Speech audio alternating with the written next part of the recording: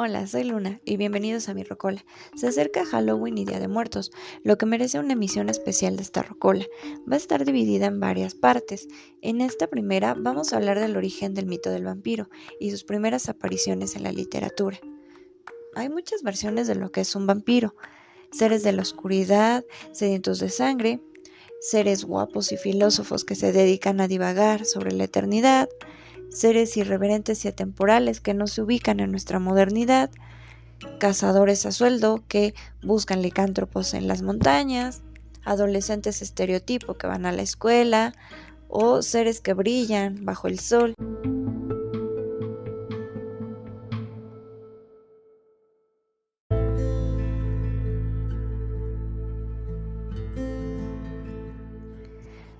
Pero el origen del vampiro es oscuro y hoy vamos a desentrañarlo.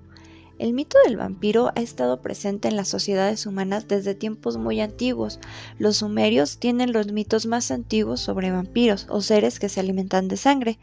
Historias sobre no muertos o seres que después de morir salían de su tumba atemorizando a los vivos, bebiendo su sangre y contagiando su mal, pasaron de generación en generación por siglos.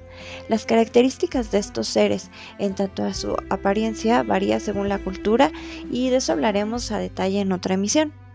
Hay muchas maneras de llamar a los no muertos. Las más conocidas son Nosferatu y vampiro, pero también se les conoce como Strigoi y Upir en la parte de la Europa Media. Durante los años de 1723 a 1736 hubo algo que se le ha conocido como epidemia de vampiros o de vampirismo, ya que en la Europa Oriental y Sudeste se presentaron una serie de casos de vampirismo que desencadenó una caza de estos seres.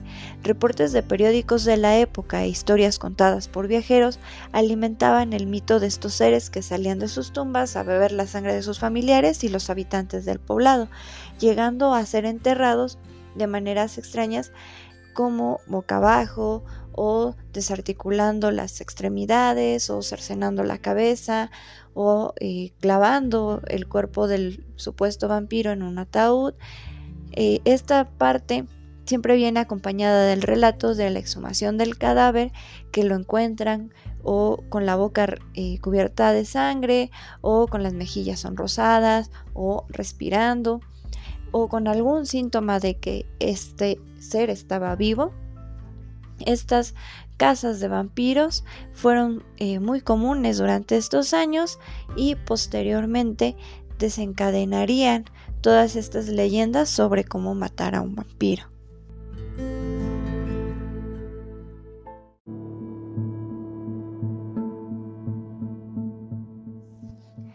Antes de la aparición de los relatos más famosos de vampiros en la literatura, tenemos una serie de cuentos o relatos ficcionados que retratan estos mitos de no muertos y que eran parte del folclore de la Europa Oriental. Algunos que podemos mencionar son los relatos escritos por Elena Petrova en 1877, uno de ellos titulado La historia de un vampiro ruso, que recoge mitos y creencias de los vampiros en este país. Otro texto es el de Agnes Murochi, llamado Vampiros en Rumania. Si bien es un texto de 1926, recopila leyendas e historias locales sobre los vampiros muy antiguas. Y uno de los más conocidos es de Agustín Calmet, El mundo de los fantasmas, que hace un recopilado de seres sobrenaturales, incluidos los no muertos, en Europa, donde pone en duda la existencia de estos vampiros, dándole una explicación científica a estos relatos.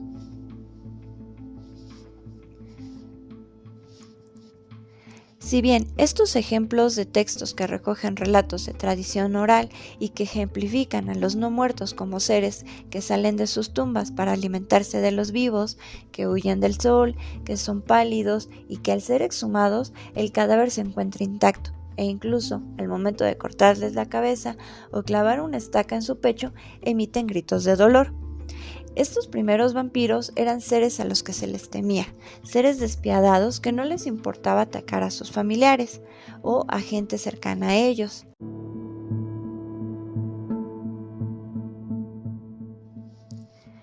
A inicios del siglo XIX aparecen más relatos que aún nos presentan a vampiros, si bien un poco más conscientes de sus actos, siguen atacando sin piedad a sus víctimas, seduciéndolas y manipulándolas. Tenemos el relato de la novia de Corintio, de Goethe, donde la vampiresa es un espectro que usa el enamoramiento de su víctima para apoderarse de su sangre y de su alma sin remordimiento alguno.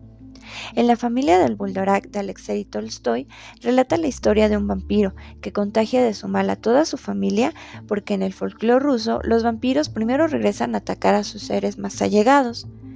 El vampiro que romperá ese patrón de un ente no muerto que ataca a un poblado o a su familia nos lo entregará Polidori, quien da un giro a la figura del vampiro, convirtiéndolo en un conde cruel y despiadado, que se valdrá de sus recursos y de su carisma para conseguir a sus víctimas, que torturará antes de finiquitarlas. En esta novela aparecerán las características que todos asociamos con un vampiro: de vida escandalosa, de piel pálida, que no gusta de la luz solar, así como un transgresor de las buenas costumbres y de la moral, algo que posteriormente asociaremos con el rey de los vampiros.